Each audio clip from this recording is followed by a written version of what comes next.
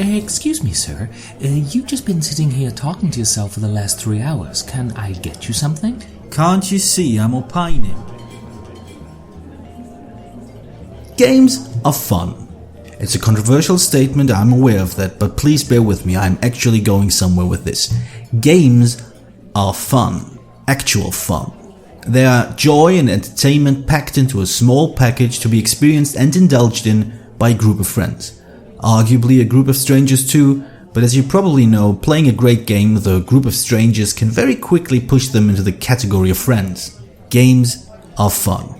Yet when we do play games, we often feel tense, we often face frustrations and sometimes even anger at what happens. In other words, as fun as games are, they are ripe with moments that are decidedly not fun.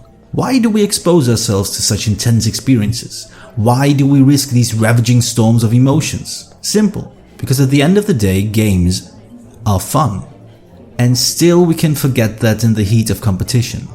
Instead, something else preoccupies our minds. We find ourselves grappling with our ambitions. We set out to do one thing, win this game. We lay out our strategies and make the best tactical choice we can at the time, and then we wait. We worry anxiously as to what direction the game will take, whether we will get what we want. And then, suddenly, somebody else at the table does something that doesn't seem quite kosher. Maybe they accidentally flipped over a tile they weren't supposed to. Maybe they drew one card too many. Maybe they pushed their meeple just a little bit to the side so that it now touches on their territory, which by rights should have been empty. As with most things, there are 3 ways to handle a situation like this. There's the nonchalant, underplayed option. Hey, you did that thing earlier, can you undo that thing? There's the witty option. Are we trying to be a little cheaty cheat, eh? Cheatably cheaty McCheatedin, are we, eh? Eh? And then there's the nuclear option. Hey, I saw what you did, put that back right now. Those are the 3 options. Only they aren't. There are really only 2 ways to handle a situation like this. One in which you accuse somebody of cheating, and one in which you don't. It doesn't matter if you pack it into a joke, into some oh so subtle insinuation, or into your best impersonation of Rush Limbaugh. There's either an accusation of cheating hanging in the air, or there isn't.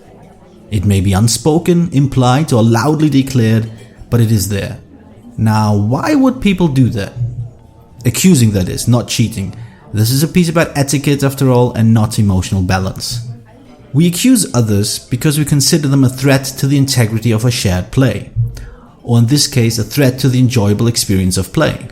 But we also accuse people because their behavior is a threat to our own enjoyment. We believe that somebody else's non-adherence to the rules will diminish our enjoyment. It will keep us from getting what we want. It makes us look at the player's clumsiness, cluelessness, or absent-mindedness as something suspicious, almost sinister. Our ambition to win a game makes us fearful of other players' behavior. It makes us assume that other players are duplicitous, conniving, and wholly indifferent to other people's fun. If unchecked, it makes us think less of the people we play with.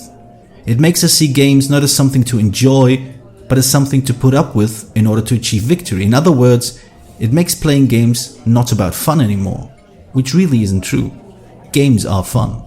But in order for them to be fun, you also need to have some faith in the people you play with. You need to trust that mistakes are in fact mistakes, that breaking a rule was not some kind of underhanded play to get one over on you. You need to trust that everybody at the table is just as invested in making the game fun as you are. Rule 9. Assume that other players are honest and will play fair.